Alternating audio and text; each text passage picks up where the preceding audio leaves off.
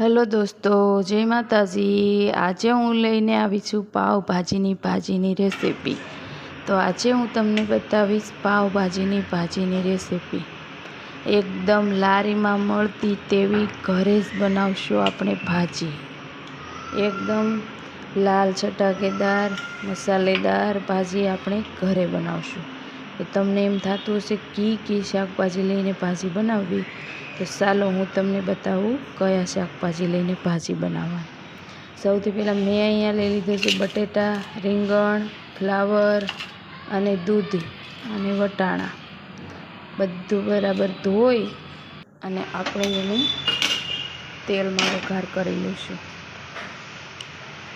શાકભાજી બધું ધોઈ દીધું છે। હવે આપણે 2 ચમચી તેલ નાખી દઈશું એમાં કુકરમાં। આપણે આજે ભાજી કુકરમાં બનાવશું। અને પછી આ શાકભાજી ધોયેલું છે તે નાખી દઈશું કુકરમાં બધું તેલમાં।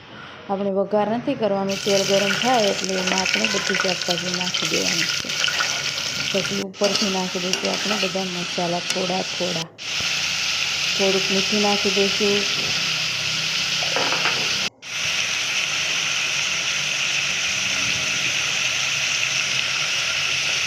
થોડી હળદર નાખી દઈશું, થોડુંક અડધી ચમચી લાલ મરચું પાવડર નાખી દઈશું।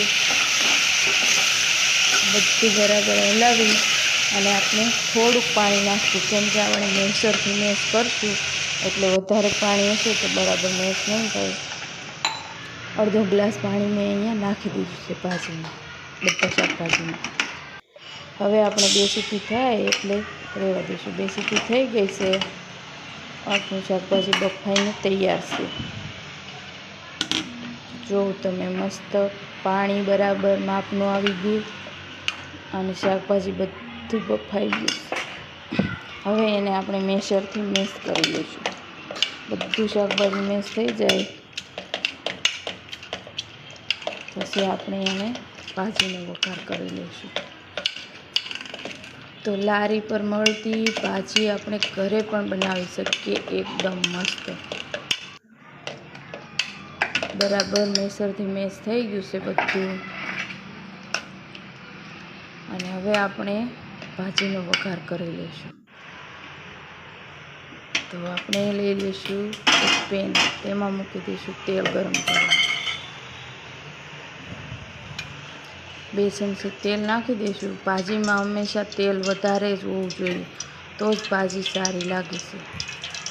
ભાજીમાં તેલ વધારે, લસણ વધારે, એમાં નાખી દઈશું આપણે જીરું થોડું,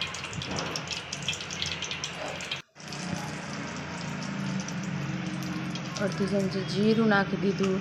હવે નાખી દઈશું આપણે અડધી ચમચી હિંગ। અને આમાં આપણે બટર પણ નાખવાનું છે, પણ આગળ નાખીશું આપણે। એમાં મેં નાખી દીધું છે એક મોળું મરચું કટિંગ કરીને, તમે કેપ્સિકમ પણ લઈ શકો છો। હું એક મોળું મરચું નાખી છે, હું હંમેશા મોળું મરચું જ નાખું છું, તો પણ મારી પાવભાજી એકદમ મસ્ત બને છે। એમાં મેં એક મોટી સાઈઝની ડુંગળી કટિંગ કરીને નાખી દીધી છે। આપણે અહીંયા એક મોટી સાઈઝની ડુંગળી લીધી છે, સામે 2 મોટી સાઈઝના ટમેટાં લેવાના છે। હવે એને થોડી વાર ઢાંકીને સડવા દઈશું, પછી આપણે નાખી દઈશું 2 ટમેટાં। ડુંગળી થોડીક સડી ગઈ છે, હવે એમાં મેં ચોપરમાં 2 ટમેટાં કટિંગ કરી લીધા હતા એ નાખી દઈશું।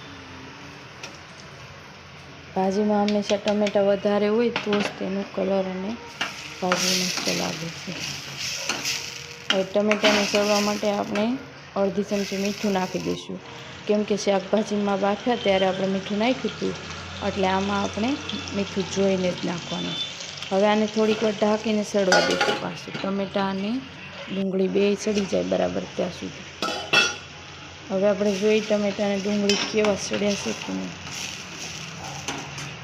તો ટમેટાં અને ડુંગળી બરાબર સડી ગયા છે, ડુંગળીમાં ટમેટું એકદમ બરાબર મિક્સ થઈ ગયું છે। હવે આપણે એમાં કરી દઈશું મસાલા। તો મસાલામાં મેં અહીંયા ઓનલી લસણ જ લીધું છે, આદું નથી નાખ્યું। 8 થી 10 કળી લસણ કાઢીને લઈ લીધું છે।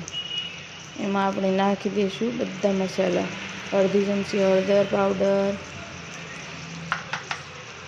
અડધી ચમચી તીખું મરચું નાખશું અને અડધી ચમચી કશ્મીરી મરચું નાખશું. તમે જે પ્રમાણે તીખું ખાતા હોય એ પ્રમાણે લઈ શકો છો. આમાં મેં તીખાશ માટે આદુ મરચી કે કાંઈ પણ નાખ્યું નથી. થોડું લાલ મરચું બે નાખ્યું છે. હવે આ બધું બરાબર હલાવી અને થોડીક વાર ઢાંકી દઈશું.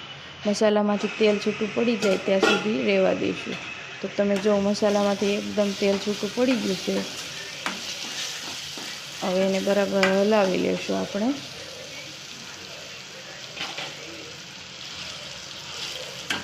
અને મેસરની મદદથી આપણે બધું મિક્સ કરી નાખીશું. અને હવે આપણે નાખશું એમાં આપણું બટર. હવે મસ્ત બટરનો સ્વાદ આવશે. વઘારમાં તમે બટર નાખો તો ભળી જાય તો બટર. અને 2 ચમચી પાઉંભાજીનો મસાલો લઈ લીધો છે મેં. હવે એ બધું બરાબર મિક્સ કરી અને એમાં આપણે નાખી દઈશું થોડુંક પાણી. મસાલો પાઉંભાજીનો નાખ્યો અને બટર નાખ્યું તો એકદમ મસ્ત લારી જેવી સુગંધ આવે છે પાઉંભાજીની.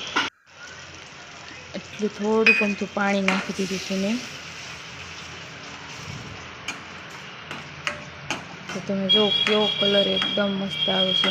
બહારથી આપણે જે ભાજી લાવતા હોય તેમાં ફૂડ કલર નાખેલું હોય છે એટલે તે એકદમ લાલ લાગે છે. હવે બધું બાફેલું શાકભાજી આપણે એમાં નાખી દઈશું. બધું બાફેલું શાકભાજી નાખી અને આપણે હલાવી લઈશું બરાબર. બધું બરાબર મિક્સ કરી અને એવું લાગે તો પાણી આપણે નાખશું થોડું.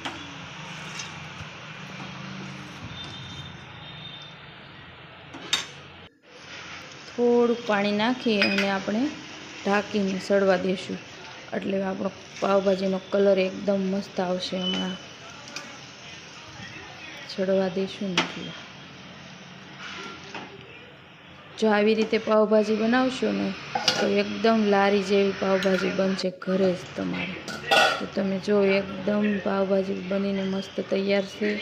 ઉપરથી નાખી દઈશું આપણે અડધું ફાટું લીંબુનું રસ.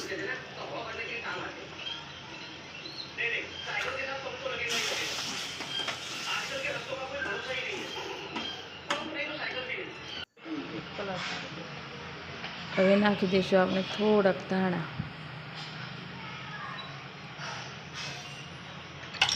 પછી આપણે શેકી લઈશું પાવ. પણ પાવને આજે આપણે શેકવાના નથી અને વરાળથી બાફવાના છે. તેના માટે મેં એક ઢોકળિયું લઈ લીધું છે. તેમાં થોડુંક પાણી નાખી અને ગરમ કરવા મૂકી દીધું છે. હવે પાવને વચ્ચેથી કટ કરી અને એમાં આપણે થોડીક ભાજી લઈ અને લગાવી દઈશું.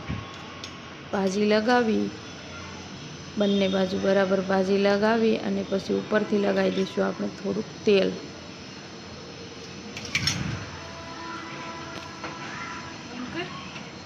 આપણે જો શેકીએ તો બટર પણ લગાવીએ. અને ત્યારે મેં તેલ લગાવ્યું છે.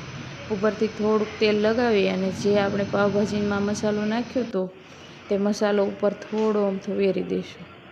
અને ઉપર નાખી દઈશું થોડા ધાણા. અને આપણા પાવ વરાળમાં મૂકી દઈશું આપણે. આ પાવ બહુ એકદમ મસ્ત લાગે છે આવી રીતે બનાવવાથી. તો આપણા પાવ અને ભાજી બંને બનીને તૈયાર છે. પાવ વરાળમાં બનાવી દીધા છે અને ભાજી પણ તમે જો એકદમ લાલ ચટાકેદાર ભાજી બની છે. લારીમાં મળે તેવી. અને બટર વગર તો ભાજી અધૂરી જ છે. તો બટર પણ નાખી દીધું છે અને પાવ પણ આવી ગયા છે. તો તમે જો પાવભાજીની કલર. તો તમને મારી આ રેસીપી પસંદ આવી હોય તો લાઈક, શેર અને સબસ્ક્રાઈબ જરૂરથી કરો.